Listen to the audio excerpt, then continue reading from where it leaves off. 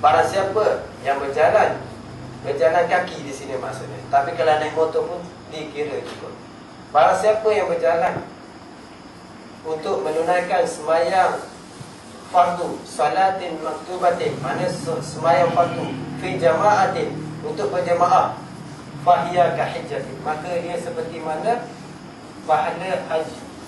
Ini pahala haji, bukan seperti mana orang buat haji tu, tak. Pahala seperti mana orang buat haji. Ini kena faham. Bukan maknanya berjalan kaki untuk sembahyang berjemaah ini bukan bermakna kita dapat seperti mana orang yang buat haji secara ain je.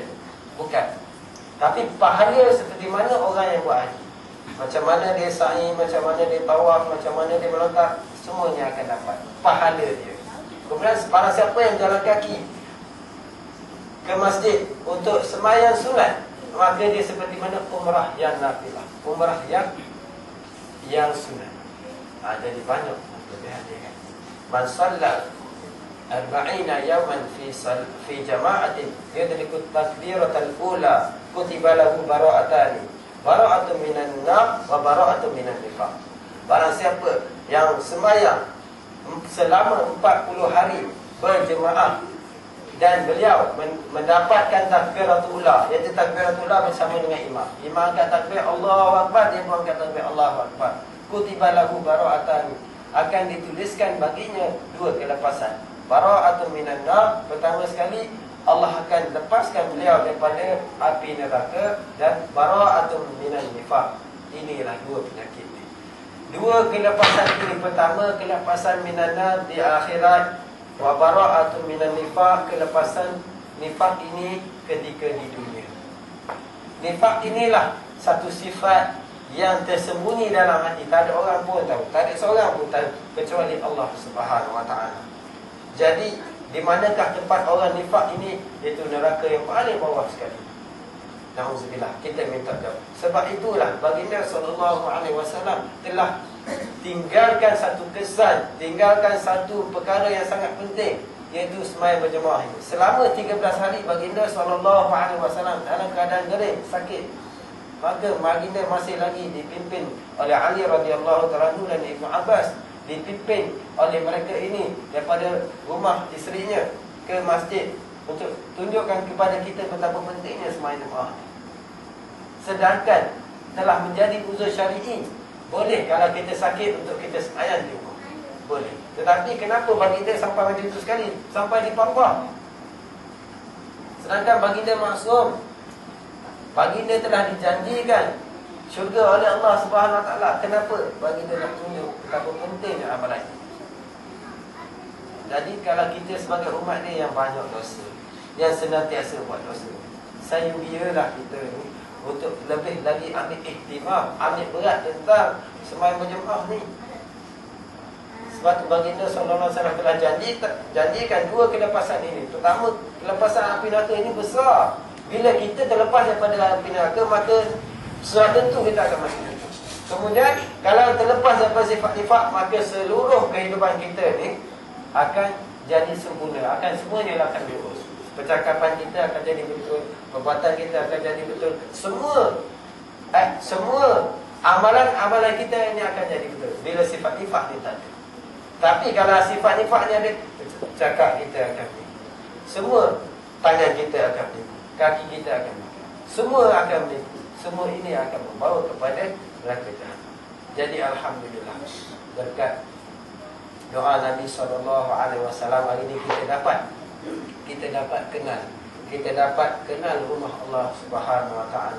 Dalam keadaan manusia hari ini yang mereka berlari-lari keluar daripada agama, yang hari ini mereka sedang menuju ke neraka Allah Subhanahu Wa Taala, tapi Allah Subhanahu Wa Taala masih sayang pada kita.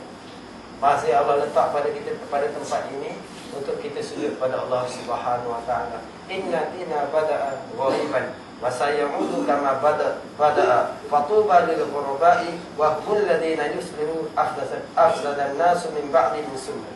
Sesungguhnya agama ini, baginda telah bersabda, sesungguhnya agama ini bermula dengan ghariban. Ghariban ini maknanya terasing, terhindar. Mana orang tak hendak. Inna dina bada'a ghariban wa sayaudu kama bada'a. Dan dia akan kembali seperti mana dia bermula. Tengok, kita lihat hari ini betapa manusia tak mau lagi mengambil agama dalam kehidupan kita. Depan mata kita hari ini kita boleh tengok. Tapi janji Nabi apa? Wasayaudu kama bada'a faquba, maka berilah berita gembira. Quba ni banyak sangat nak terjemah. Maka berilah berita gembira faquba lil gharabai, bagi mereka yang terasing ini. Orang yang mengambil agama ini, mereka akan diasingkan. Fatuba lil gharabai wa humul ladina yuslihuna afsadan nasu. Mereka ini, bagaimanakah sifat mereka ini? Iaitu mereka ini memperbaiki kefadaratan ataupun kemungkaran yang telah dilakukan oleh manusia min ba'di min sunnati, selepas aku dan juga selepas sunnah. Minta maaf lah tuan, saya tak berapa sihat ni tadi. Cakap pun kadang-kadang dah tak lancar. Jadi kita kena syukurlah. Allah golongkan kita sebagai lil ghuraba, mereka yang terasing. Kita kena syukurlah. Jangan kita anggap kita ini kecil, tetapi sebenarnya kita adalah besar di sisi Allah Subhanahu Wa Taala. Sebab kita adalah lil ghuraba, orang yang mana terasing. Jadi alhamdulillah, kitab yang kita nak pelajari ini adalah namanya Al-Azkar. Satu kitab karangan Imam Nawawi. Imam Nawawi yang namanya bukan Imam Nawawi. Nawawi itu nama tempat beliau dilahirkan. Ini dipanggil nisbah. Dalam bahasa Arab, dia pertama ada laqab, gelaran. Kemudian dia ada kunyah. Kemudian barulah nama dia ismun. Kemudian nisbah. Kemudian mazhab. Jadi dia telah beri pengenalan bagi nama dia Imam An-Nawawi.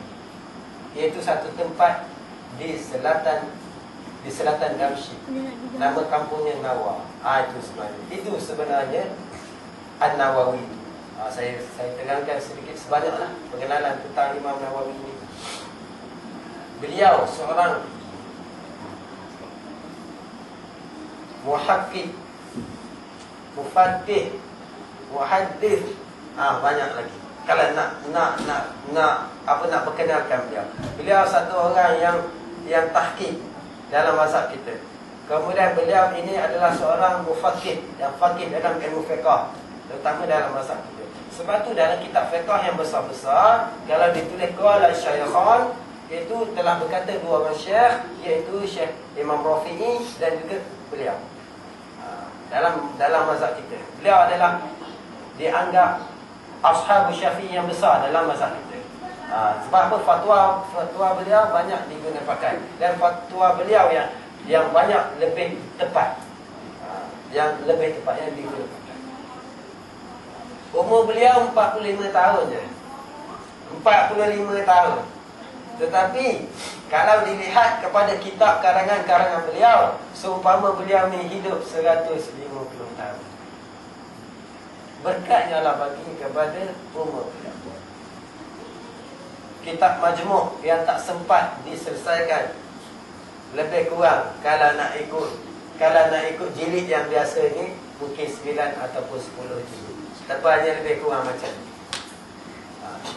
Kemudian Riyadhus Shalihin, kitab ini sampai sekarang orang buat mengaji.